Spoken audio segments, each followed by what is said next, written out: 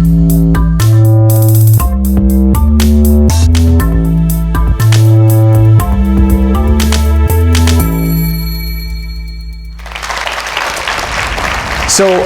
I grew up on the suburbs of the East Coast, mostly outside of New York City.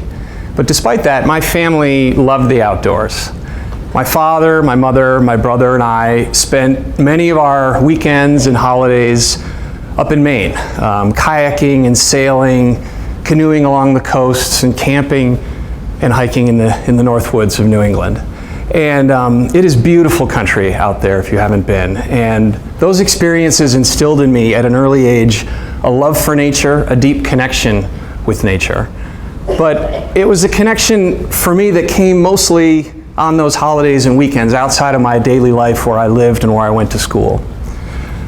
And then when I was about 10 years old, I went on a road trip with my grandmother, with my older brother, out to the Midwest. We went out to visit aunts and uncles and cousins and extended family in Minnesota and South Dakota. And our ultimate destination was my grandmother's family ranch just outside of Highmore, South Dakota. And I loved that road trip. My grandmother was a warm, wonderful, funny, smart, caring woman, and she doted on my brother and me. I feel like we probably had, sugar cereal for breakfast every day, ice cream at almost every meal. I must have gotten a new toy at every town and rest stop along the way. So I loved that trip. But I also loved that trip because of the new things that I saw out the back window of that car. I can remember riding the back seat, and my 10-year-old eyes were plastered to the window, looking out at these landscapes that I'd never seen before. And I can still remember getting to Highmore and driving down that dirt driveway towards the ranch, and the sky just seemed to open up. The horizon went on as far as I could see, and there was grass, just grass as far as I could see, and it took my breath away. Because, here all of a sudden was a different kind of nature. This was a nature where my ranching cousin's family lived and worked. And as I spent time on that ranch, riding around with them while they moved their cattle, watching my younger cousins kind of help with the family operation, I really came to understand what nature meant for them. It wasn't the place that they went and visited, it was where they spent every day. And that's what nature was for them on that ranch and for that family. And I probably didn't realize all of this at the time. I was only 10. But the impression that this landscape made on me, the openness, the living, just extensive prairie landscape, has really stuck with me. And I carry it with me today in the work that I do at the Nature Conservancy. Because our working lands remain the backbone of our country. There are more than 1 billion acres of farms and ranches across the U.S. They make up more than half of our lands in this country. And agriculture doesn't only provide the food that we all need in this country and around the world, but it contributes more than $1 trillion to our economy every year. You all know this. And it supports 2 million family farmers and ranchers around the country. And those operators are not only managing their operations to produce food, but they're stewarding the lands and waters that we all depend upon. And this is really the power and the potential of our working lands. But unfortunately, our working lands aren't necessarily doing all that we might want them to do. This is a tough time for agriculture. Profit margins are slim. Stress is maybe at an all-time high for a lot of producers and their families. And on top of that, unsustainable management practices are causing soil and nutrient loss, degrading our water quality, and impacting open space and habitat for wildlife. We know, for example, that every year 75 billion tons of soil are lost from our farm fields. Half of the carbon, that rich material in our soils all around the world, has been lost cumulatively over time. Each year, 20% of the nutrients that we apply to our crop fields to grow our food is actually lost to the environment, and it can't contribute to plant growth. Agriculture globally contributes 1/4 of our greenhouse gas emissions each year, and it uses 70% of the fresh water that we as humans use. 70% of that is used for agriculture. We all know this. These trends are striking. The numbers are can seem dire, but the Nature Conservancy and our partners know that we can reverse these trends, and that we can actually restore and revitalize our working lands and change the outcomes that come from our agricultural system. So the mission of the Nature Conservancy, many of you may know, is to conserve the lands and waters on which all life depends, people and nature, all life depends. And working lands, both here in the US and around the world, are just a critical part of that equation.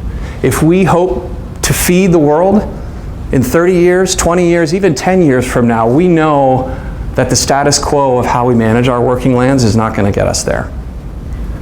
But fortunately, we also have a pretty good idea of what we need to do. So in row crop systems, corn and soybeans, planting cover crops and covering that soil after you've harvested a crop before you plant next year can reduce nutrient loss 40%, 50%, sometimes even more. Other practices, reduced till, no-till, strip-till, optimizing nutrient management, all of these practices can have benefits keeping the nutrients in that soil on the farm field, improving water quality, and in many cases actually enhancing the economic resilience and profitability of that operation. Science tells us more and more all the time about the potential for these practices to have real benefits. There's a study that is coming out soon, led by some colleagues of mine at the Nature Conservancy, that's compiled soils data from across the country, rainfall, drought stress information, and yield data for every county in the country over the last 30 years. And what they've found in analyzing those data, not surprisingly to many of you, is that the higher the soil organic matter content, the more resilient that crop field is to drought. And the stronger and more intense the drought is, the stronger the relationship is between healthy soils and crop yields.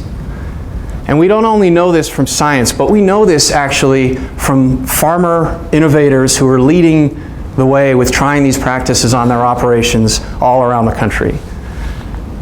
There's a farmer not far from here in Northwest Ohio named Alan Dean, who back in the 80s experimented with no-till behind a woodlot on his farm so his neighbors wouldn't see. And since then he's integrated 4R nutrient management and cover crops, and he's become such a champion for soil health practices that he actually has a side business selling cover crop seed to farmers from Minnesota to Georgia. And he has observed firsthand that as he applies these practices on his farm, it enhances the fertility and the health of his soil, and he's seeing real outcomes in terms of his yields. And he knows that that's critical for our future if we want to meet growing global food demands while protecting our environment. So if we can leverage his enthusiasm, take the science that we have, and sort of spread this across the country, into Canada as well, and adopt these practices at a really large scale, the benefits will be enormous. We know that we can store tens of millions more metric tons of carbon in our soil. We can reduce impacts to water. We can increase groundwater infiltration. We can enhance the productivity, the profitability, the resilience of these operations too. So we just have to reach that large-scale implementation. So the story is similar in our grazing lands across the country. Grasslands are actually the least protected habitat type on Earth. And we lose acres and acres more of these precious areas every year to development for urban encroachment, conversion to annual row crops, and we lose them because they get degraded when they're mismanaged. But we also know that similar to row crop systems, there's a lot we can do to manage our grazing lands more effectively. In areas that used to have more wetlands, we can restore stream corridors that have been degraded. We can add perennial vegetation in those riparian areas that pulls carbon out of the atmosphere and stores it in the soil and the biomass, and that creates habitat along those riparian areas. And not only that, it actually improves water infiltration, which protects groundwater, but also improves the forage productivity of the adjacent grasslands. Another practice shown on the right here is silvopasture. And this is basically just adding shrubs and trees to grazing areas that historically used to have a lot more forest cover. And again, you add trees to a grassland, you create a powerful carbon sink. Not only that, but you create this canopy which provides habitat for a whole new variety of species. And on top of that, that canopy provides shade for the grazing animals, which can reduce stress, improve animal health, and actually enhance the profitability and the outcomes of the operation. Now, these practices are not one size fits all. They don't work equally everywhere. So you have to approach ranching with a sort of planning framework in mind and use integrated ranch management planning to figure out what solution is going to work best in what particular place. The Nature Conservancy is learning right alongside our hundreds of thousands of ranching families which practices and what approaches work best in what areas. This is a photo of our Zumwalt Prairie Preserve in Oregon. This is 33,000 acres of bunchgrass prairie. It's the largest intact bunchgrass prairie preserve in North America. And on this land, as well as in the adjacent areas, we're working to use managed grazing and prescribed fire to enhance the health and the vitality and the resilience of this prairie ecosystem. And not only that, but outside the borders of this reserve, we're working with ranchers who want to have conservation easements on their grassland to keep that grass. And we're partially funding those easements by selling carbon credits from the carbon that's kept in the soil and in the biomass from that grass. So there's a whole host of exciting opportunities in terms of practices to use, in terms of financing and institutional mechanisms to see these changes happen at scale. And if we could achieve these changes at scale in grasslands, similar to our row crops, the benefits would be enormous in terms of habitat for wildlife like sage grouse or greater prairie chickens or a whole host of other species. In terms of improved water quality and increased infiltration and recharge of our groundwater. And not only that, but also in terms of the vitality and the resilience and the health of our rural ranching communities that are dependent upon these landscapes. So despite all the scientific evidence, all the lived experience that we and the farmers and ranchers that we work with across the country have, all of us, I think, collectively are still striving to see the level of implementation, the level of adoption that we know we want to have. If we want to meet global growing food demands while still protecting the lands and waters on which we all depend, we have to start scaling up these practices at a much, much more rapid pace. I'm going to offer 4 things that I think are critical to seeing this change. These are not revolutionary ideas. We're doing many of them already, but I really think if we focus on these and invest our energies in these activities, we can really make a difference. So the first thing I want to talk about is company goal setting. This is critical. You all know this. Many companies have established greenhouse gas emissions reductions targets lately, which are sending strong signals through the supply chains. A couple of months ago at the UN Climate Summit, 19 agriculture-related companies established biodiversity goals and commitments as well. These signals are incredibly important because they tell others throughout the supply chain and beyond, farmers, other producers, investors, consumers, governments, that we have to work to transform our agricultural system to really unearth the power of these working lands in ways that we're not doing right now. Another critical piece of this is the emergence of new opportunities like ecosystem service markets. You'll hear at lunch today about the Ecosystem Service Market Consortium. The Nature Conservancy and many others is a member of that. Launched earlier this year, it's explicitly farmer and rancher facing, trying to connect those producers who implement practices on their landscape with companies that want to pay for credits that come from the improved management. And so this is an incredible opportunity to really try to achieve that large-scale change on the landscape that we want to see. And then despite, of course, all this leadership and engagement on the part of the private sector, we need still smart and efficient public policy. The Farm Bill remains the largest single source of funding for conservation and improved management in our working lands in the US.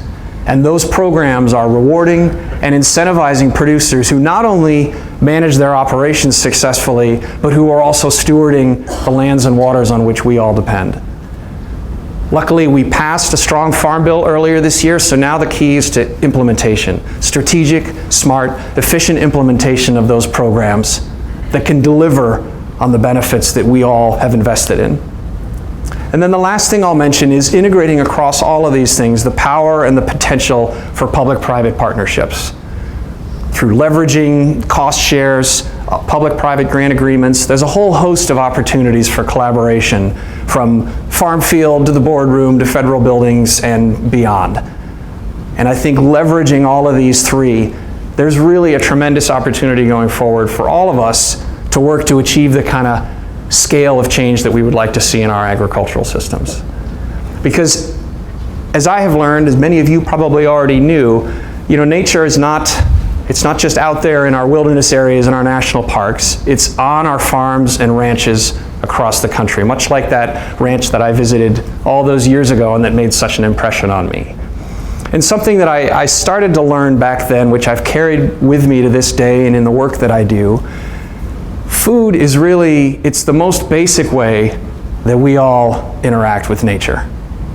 As more and more of us, move to the cities, live in urban environments like I did when I was a kid, food becomes this kind of fundamental way that we stay connected with the lands and waters of our country.